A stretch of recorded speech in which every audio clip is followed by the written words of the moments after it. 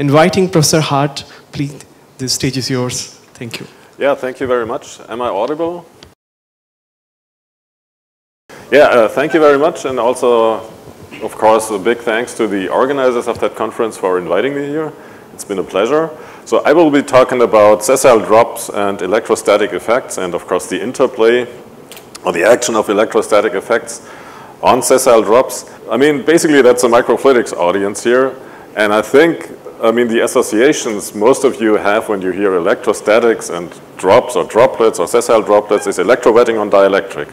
So what you see here is an electrowetting on dielectric array. You see drops here, and what you can do with that, you can use that for a lot of applications, let's say in biomedical technology, high throughput screening, something like that. So the essence is that these drops are sitting on electrodes. You can energize these electrodes, and then you can, do different types of operations.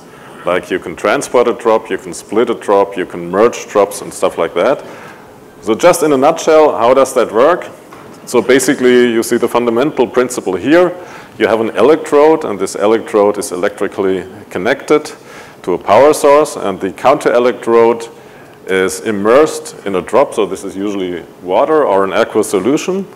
And then basically, if you close the circuit, what happens is that charges can migrate here down to this dielectric layer, because there's an insulating layer separating water from the electrode here. And so basically you charge a capacitor, and this decreases the contact angle, and the decrease of contact angle you can use for transporting drops. For example, if you imagine that a drop is now only halfway sitting on an electrode that you energize, and the other half actually covers an electrode that you don't energize. So you can do a lot of interesting things, useful things with that. The point is that these arrays are really complex. So that's what at least triggered us a little bit to think about alternatives. And that's an alternative principle, or a sketch of an alternative principle that you can use to move droplets around or along a surface. So what you see here is a pin electrode. And the counter electrode is basically this here. It's a planar electrode. It's grounded, and you usually apply a voltage in the range of kilovolts between this electrode here and the counter electrode. And then we have a liquid infused surface, so which means we have a thin liquid film, a couple of microns thin. And the drop here, in that case, and for the experiments with it, it's a mixture of glycerol and water. We can also use pure water. The drop is actually not touching the solid surface, but it rests on a liquid film to make it really mobile. And this is the setup we actually, used for studying that drop transport by electrostatic forces. So how do these electrostatic forces look like? We did a lot of simulations and also quite some theory. So this is the drop here. What you see is the electrostatic potential distribution and also the electrostatic field lines here. This is the electrode, and the red arrows, they actually indicate the Maxwell stress acting on the droplet surface. So, you can already guess that the droplet will be attracted to the counter electrode here. But of course, it's not easy to lift off the drop, so the droplet would actually move along the surface. And then the question is, if we implement that experimentally, is it really working? So I show you a video here, which, shows you it's working. So this is the electrode, this is the drop on a liquid-infused surface. You can move it up an incline. Not very surprisingly, you can also invert the motion. Now you can actually pull the drop back. Then you will see that for a while the electric field is switched off. That surface has still a significant contact angle hysteresis, so the drop will stop, but then you can make it go again when you switch on the voltage. So it's basically working. And then, of course, the question is, this seems to be quite slow, but we looked into the maximum velocity that we can achieve. And the maximum velocity, it depends on the drop size a little bit. What you see here is the maximum velocity of transport we could achieve as a function of the applied voltage here for drops of different sizes. And just basically, what you see here, we can reach velocities up to a few centimeters per second. The limiting factor of that is actually when you apply a too large voltage, then you get tip streaming and Taylor cones. Then basically your droplet disintegrates.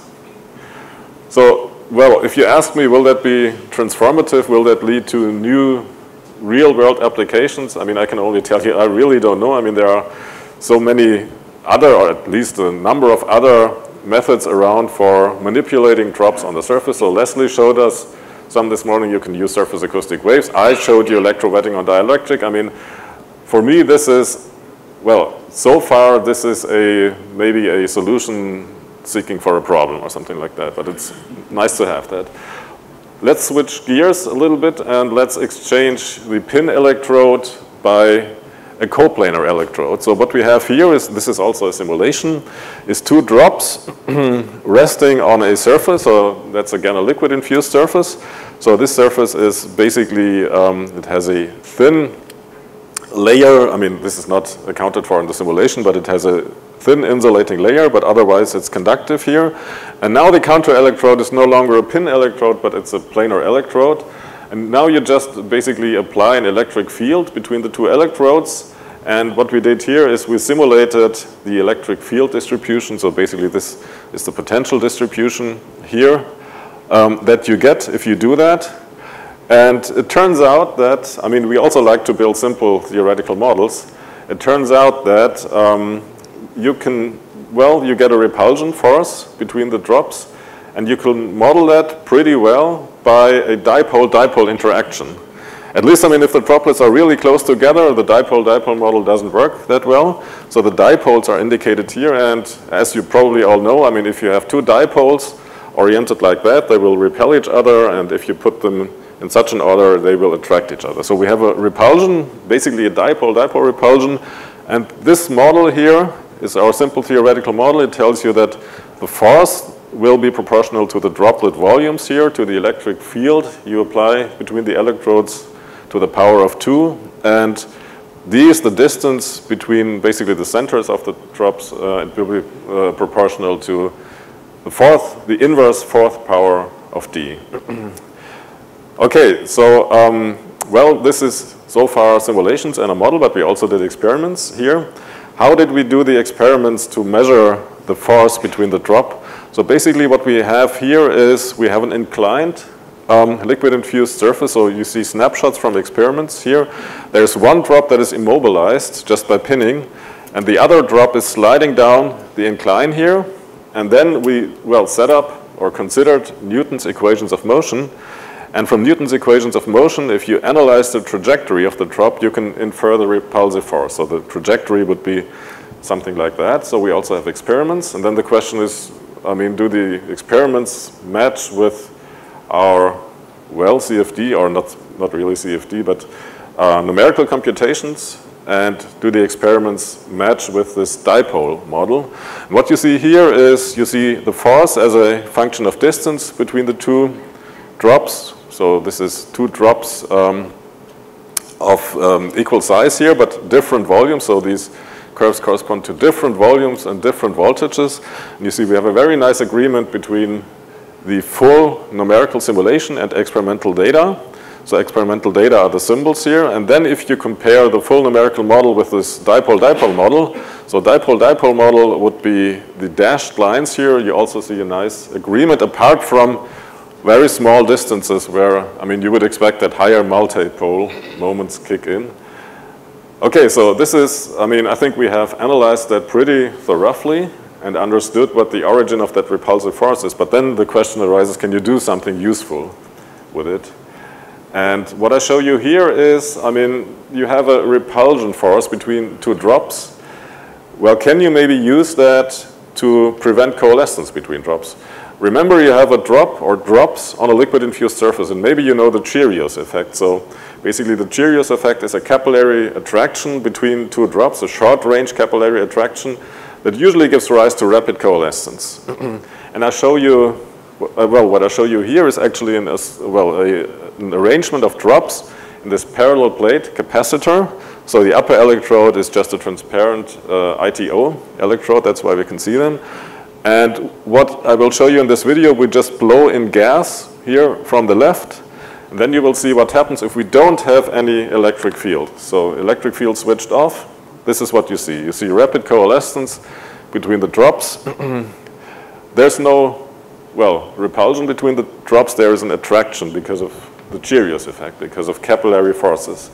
Now if we switch on a sufficiently strong electric field and do the same experiment, what you see is that we completely can suppress drop coalescence.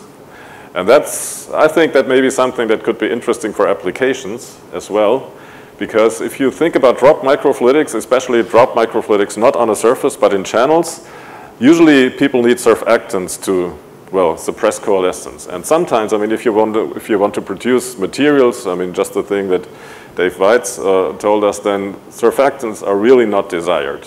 You don't want to have surfactants in many cases. So what you could do, maybe in the future, you could use that principle of dipole-dipole interactions to come up with a surfactant-less droplet microfluidics. So this is something I think that could be useful in the future. Okay, now let's switch gears again. Let's, well, come to the fundamental part of this talk. This is, I mean, for me at least, that was the application part of that talk. And, well, you may argue, okay, I mean, I'm interested in drops, but usually I don't apply electric fields to my drops, so I'm not interested in these electric fields. But then I would reply, okay, even if you don't apply electric fields, in many cases, they would be important for you. And if I'm being nasty, or if I was nasty, I would say, so please listen to me, but I'm not nasty.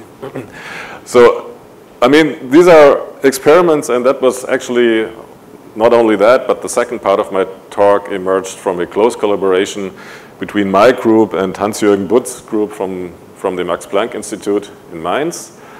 What you see here is you see snapshots, again, of drops sliding down an incline. So this is now no longer a liquid-infused surface, but just an ordinary solid surface.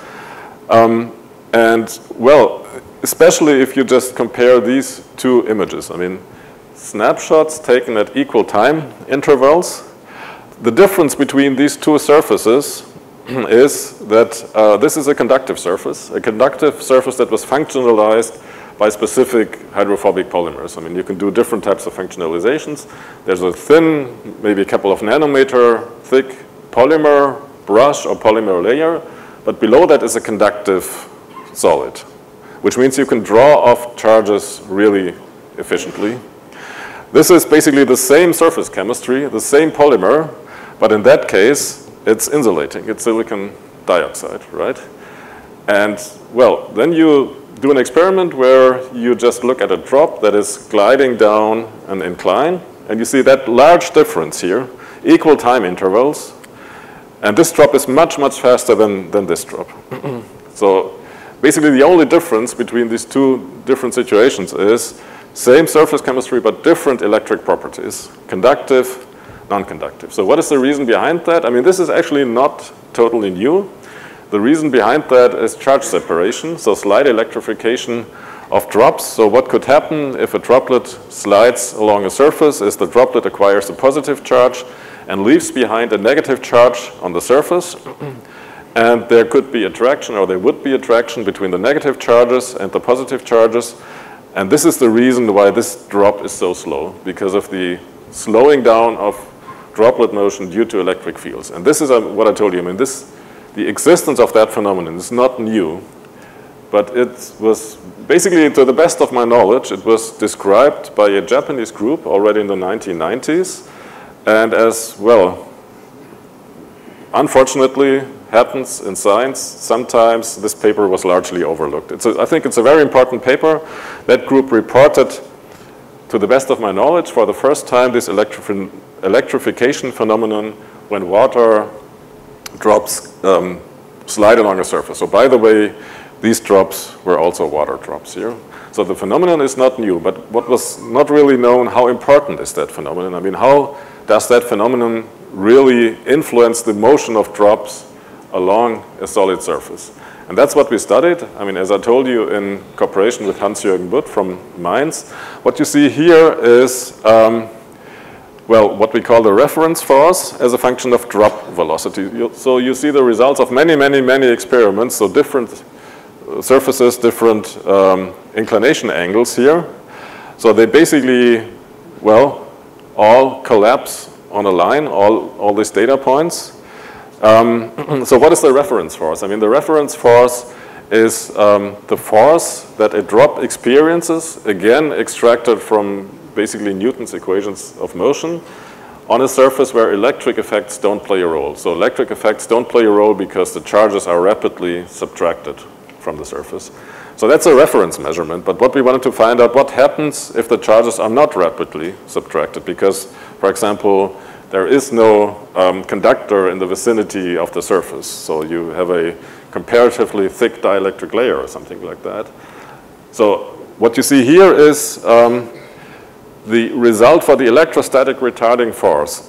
So the electrostatic retarding force, basically we got by doing experiments on some surface and then looking at these data here, which is the reference force. So this is the force without electric effects. And basically if we subtract these two results, then we can get information about the electrostatic retarding force.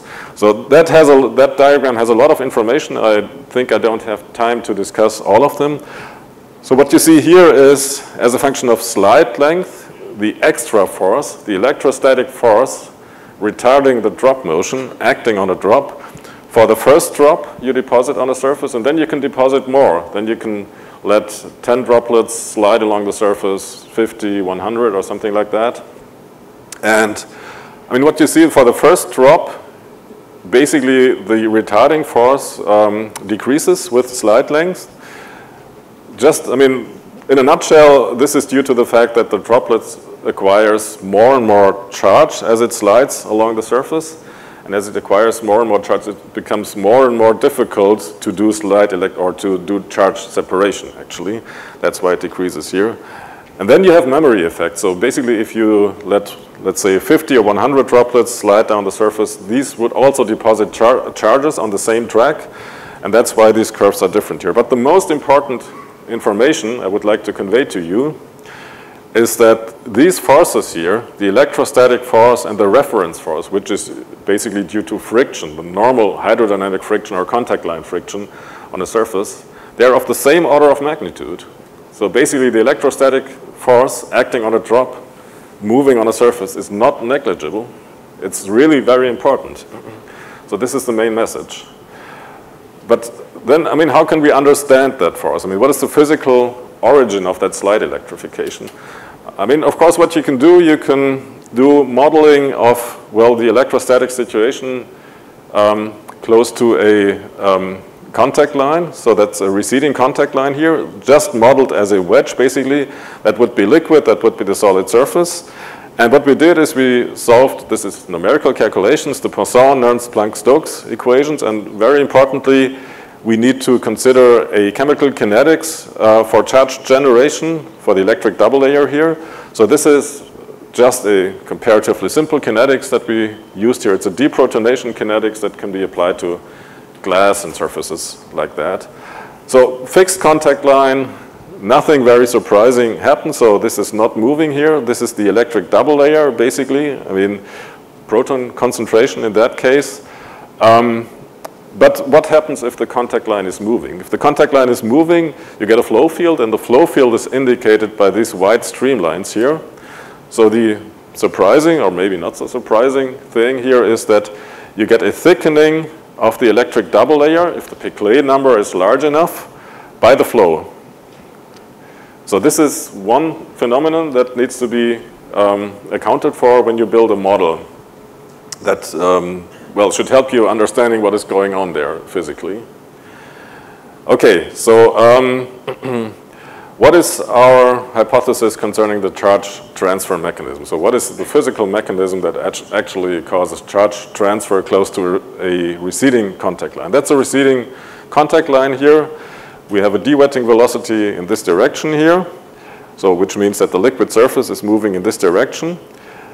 That's a very simple schematic of the electric double layer. So we have fixed charges here, and we have mobile charges. So this is the green charges represent the diffuse part of the electric double layer. And our hypothesis, so this is the most simple picture we have here, is that we have a transfer, just a transfer of these fixed charges from the wet to the dry region. And this is, I mean, it sounds very simple. This is what we believe is the slide electrification mechanism. But if you think that basically close to the contact line, everything's in chemical equilibrium, then you can, well, compute a Boltzmann factor that is based on the Born energy difference between a charge in the wet region and a charge in the dry region. And you see, if the charge in the dry region is really in a dry region, the Born energy difference is so large that at least if you consider a chemical equilibrium, you could not really transfer charges. The charges, the fixed charges, they would get totally neutralized and they don't want to get or they don't want to be transported to the dry region. That's why we think what is necessary is that these charges have a hydration shell around them. And this is, of course, a molecular mechanism that we cannot really, we are basically continuum mechanics people that we cannot really understand. So that's a little bit like a black box in our model, but still we can predict with our model that is based on continuum theory, we can predict some other trends without understanding, let's say, the full mechanisms that occur on the molecular scale. What are these trends? What are the factors influencing the electric double layer structure? One thing, I already indicated to you is the flow field. So this is also, let's say, an artist's representation of the flow field close to the contact line, and the green thing is the diffuse part of the electric double layer. What I already showed to you is that you get an increase of double layer thickness close to the contact line due to advective effects, if the Piclet number is large enough. So what does it mean? It means that the proton concentration diminishes here, reduces here in this region. But of course, the surface, the charges at the surface, they also, well, get to know about the reduced proton concentration. And owing to the chemical equilibrium, this means that the fixed charges will also diminish here if the concentration of protons gets diminished because of these advective effects. That's one effect that we predict, and the other effect is actually, well, due to an old paper, more than 10 years old, which is, well, this paper explores the structure of the electric double layer close to a fixed contact line. So in that case, it's not moving, but it turns out that it's contact angle dependent. So the electric double layer structure is contact angle dependent, and we have published an analytical solution to that more than 10 years ago. So that's another effect. So what we predict is it should depend, so how much charges are left on the surface, that should depend on the flow field, on the flow velocity in terms of the Piclet number, and it should depend on the contact angle. So basically the model we formulated, it's, I would say, not super complex, but maybe too complex to show it here in that short time. So it's an analytical model, really analytical, not numerical anymore, that incorporates surface chemistry, flow and contact angle effects on the electric double layer, and also contact angle dynamics in terms of the Cox-Voronov model. It incorporates the flow velocity in terms of a Piclet number, and it's, well, based on a small Piclet number assumption. So it will lose validity if the Piclet number is too large, so large compared to 1. But then, well, of course, if you formulate such a model, the question always arises, does it describe experimental data? So then, basically, Hans-Jürgen Butt and his group, they did experiments. They would slide or let droplets slide along a surface. And then, after a certain slide distance, these droplets would be contacted by an electrode. And that electrode measures a P current and a tail current. If you want to discuss that with me, we can discuss that later. From the tail current, you can get an information about the charge that is deposited on the surface. So we can measure the charge deposited on the surface, and this can be compared to the theoretical model. And the result you see here. So this is the charge density that is deposited on the surface due to slide electrification. And this is the Piclet number. And just look at the magenta curve here. So basically the theoretical prediction is this line here, and experimental data you see as symbols here. So, I would say there's a reasonable agreement, but definitely there's no good agreement anymore if the Piclet number is too large, but also for too large Piclet numbers, the theory loses validity. So that was, in a way, expected. So we are quite confident that, so basically these parametric dependencies with, let's say, Piclet number and contact angle are reproduced correctly. with that model. So finally, in the final couple of minutes, I would like to bring your attention to another effect that is also due to charge separation of a moving drop along a surface. I mean, the experiments were really simple and similar. So again, droplets were sliding along a surface, and there's an insulating layer here and a metal plate below that insulating layer that is grounded, and initially the drop is also grounded. And then, I mean, what we did is we measured the shape of the drop after a certain slide length here, and from the shape of the drop you can infer the contact angles. And then you get some surprising result. So you can measure an advancing and the receding contact angle. First, let's take a look at the receding contact angle. This is, I think, not surprising. I mean, with slide lengths you have an increasing velocity, and as you would expect, the receding contact angle decreases. What you would expect for the advancing contact angle, because of contact angle dynamics, you would expect that it increases. But what we see in the experiment is that it decreases. It also decreases. So what is the reason behind that? And this brings me back to the beginning of my talk. The reason behind that is electrowetting on dielectric. So what we have here is, I mean, you may remember basically my first diagram. So what we have here is a drop, and the drop can really acquire voltage of kilovolts, a large voltage. And then we have an insulating layer, in that case a quartz plate, and below that a metal plate. So that's an electrowetting on dielectric scenario. And because of electrowetting on dielectric, both of these contact angles reduce. This is one thing. The other thing, and this is more or less my last slide, the other thing is, well, relates to the question, how at all does the electric field deform the drop surface? How does the electric field, due to the charges deposited on the substrate, influence the drop? I mean, there's a force on the drop, but what happens with your liquid-gas interface? So what you see here is just a simulation of Laplace's equation. So these are the electric field lines. This is the drop here. This is the receding contact line of the drop. And, well, if you are familiar with electrostatics, you know that in such a situation you get a singular electric field close to the contact line. But we know that in real life nothing can be really singular, nothing can be really infinite, so there has to be some cutoff mechanism. We can only speculate about the cutoff mechanism. I mean, it can be electric discharges or something like that on the nanoscale. If we introduce a cutoff mechanism, I don't have time to go into that, we see that while here, this is without cutoff, while here basically the electric field lines and the Maxwell stresses extend over a large region of the gas-liquid interface. This is due to the fact that there's no scale, no length scale in Laplace's equation. But when we introduce a cutoff, we see that basically the Maxwell stresses focus here, focus in a region close to the three-phase contact line. And that's, well, if you translate that, what happens? I mean, it's similar to electrowetting on dielectric. This influences, or this modifies the contact angle. So we have a theory, or actually Aaron, who's around here, has built a theory for that. So this is the contact angle change, between a situation with and without electric field as a function of drop volume here. And what you see here as data points are experimental data, and the theory, I mean, we can discuss that, or Aaron and whoever is interested can discuss that with you.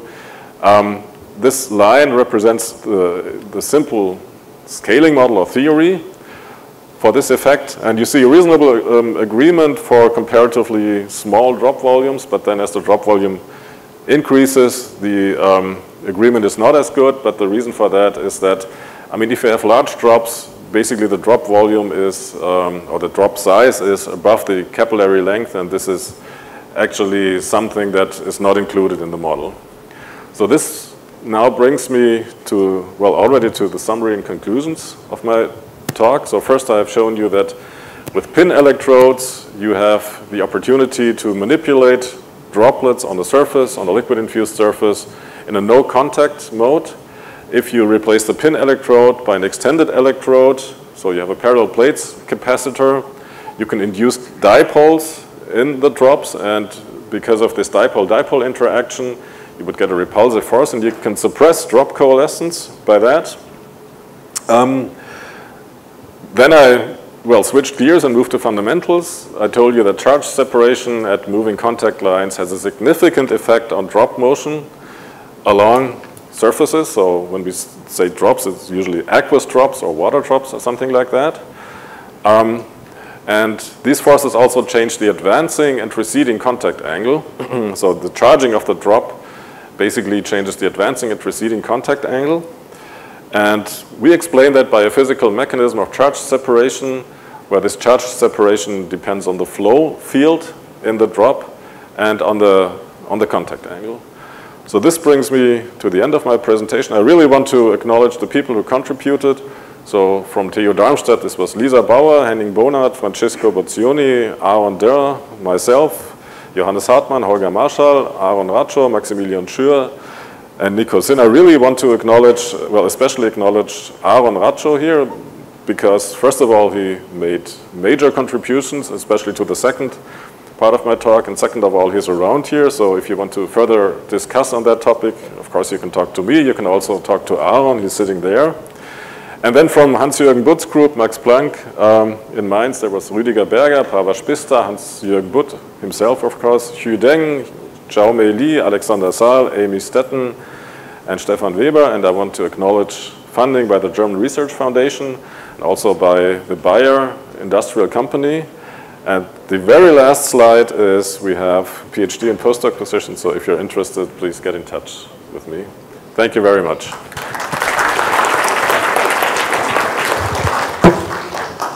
Thank you very much, Professor Hardt. Now we would like to have questions and discussions. So just a comment on the last part. There's actually quite a nice parallel. So here you see this sort of electric field gradient in the gas phase that changes your drop shape, right? Yeah, this one. There's a parallel we saw in the liquid phase where you have instead, because now in the gas phase, all your field lines are normal to the surface, right? And you're right that there's this almost near singular field. In the liquid phase, if you have sort of line electrodes reminiscent of what Tom Jones did a long time ago, this electrowetting on line electrodes, you can have a tangential field gradient, and it pulls out this film, and the corollary is that it's a non-singular field near the contact line, whereas yours is singular. So it's in some ways it's parallel, but it's in contrast actually. Yeah, and actually, I mean, that's a very good comment. Thanks, Leslie. And actually, I mean, if you just look at electrowetting on dielectric, I mean, you also have this internal electric field line. This is also parallel. Yes. And this changes, I mean, but there's one big difference between the EWatt scenario and our scenario. So basically, in electrowetting on dielectric, you have this natural length scale, which is the dielectric layer thickness, right, which sets the length scale for the deformation of the liquid surface, basically. Yes. We do not have this here, so we need to introduce let's say, an additional cutoff mechanism. Right. But there's a natural... Well, basically, I mean, if you just believe in Laplace's equation here, we basically solve the electric field in this outer domain, right, in the gas domain. If you believe in Laplace's equation, there's no length scale for Laplace's equation. And the prediction is that the electric field really becomes singular here. But of course, we know that in real life, nothing is infinite, right? So there needs to be a cutoff mechanism. We discussed that also with Hans-Jürgen Butt. I mean, one cutoff mechanism may be the electric double layer thickness here.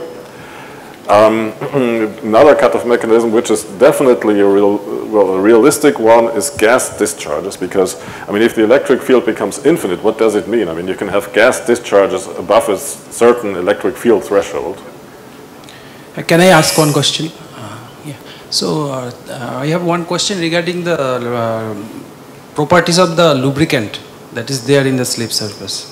So particularly its electromagnetic properties, epsilon, how you think it will influence the movement or the effect on it's on the localization of this electrical field? How the electric properties increase? Yeah, electromagnetic properties. I would say they don't increase the movement. So this, what is a dielectric constant, if I say? differently. Yeah, but I mean, I'm not totally sure which part of my talk you're referring to. If you're referring to the first part. Yes, yes. So the movement, for example, if two drops approach each other, they want to undergo coalescence and stuff like that. This, I mean, we checked that. This dielectric layer, it's a dielectric layer, is so thin. Basically, I think only its hydrodynamic properties, so viscosity, matter. But the electric properties, because it's so thin, it doesn't have a significant effect on the electric field distribution. Okay. Hi, thanks for such a nice talk. I was wondering, in the first part of your talk, did you investigate the shape of the liquid ridge that's formed when you put the drop on the liquid infused surface? And this is because I was wondering whether in the smallest length scale, is the Neumann's construction still valid, or is the electric field can distort the Neumann's construction when you put the droplet on an oil infused surface? And we didn't check the liquid ridge, and it's also difficult to check because it's not stationary, right? It's increasing as a function of time. I mean, the Neumann triangle, basically, if that changes as a function of time, we would see a different contact angle. I was wondering whether electric field can change what is classically believed to be true. If it changes as a function of time, or if it changes as a function of electric field, we would see a different contact angle, because I mean the Neumann triangle basically defines the macroscopic contact angle that you see. We haven't seen any significant effects. I'm not aware of that. And on the second part, can there be something like a streaming effect, or something analogous to a streaming potential effect happening inside the sliding drop, which can be mapped to an analogous electroviscous effect? There is actually, we studied that numerically, and it's insignificant. So we don't see each other there very often in Darmstadt, so we can talk here in Madras. Could we go back to the advancing contact angle slide? And this one? Yeah, exactly. And you've shown that as a function of slide length. And you know, I was looking at droplets that are aerodynamically pushed over cars, you know, when it's raining. So my question is, how would the advancing contact angle change with the speed of the drop movement on the surface?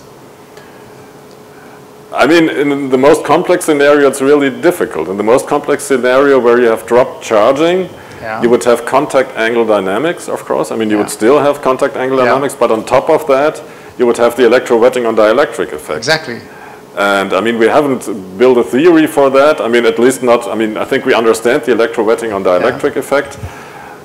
You understand, basically, or people understand dynamic contact angles based on whatever molecular kinetic theory or something like that. And now you could try to put these two together. And that's what I'm asking. We haven't done that yet, but you could do that. But there should be some effect, probably, no? Yeah, definitely. Because this is rather, you know, the Rettmeyer work, and that was, we got discrepancy between static advancing contact angles and dynamic advancing, you know. I don't know that work very well now, anyways. but we can talk about that. Thanks.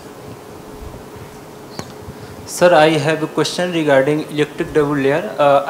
When we apply the electric field on the conducting droplet, then in case of electrowetting and dielectric, the charge will saturate at the interface.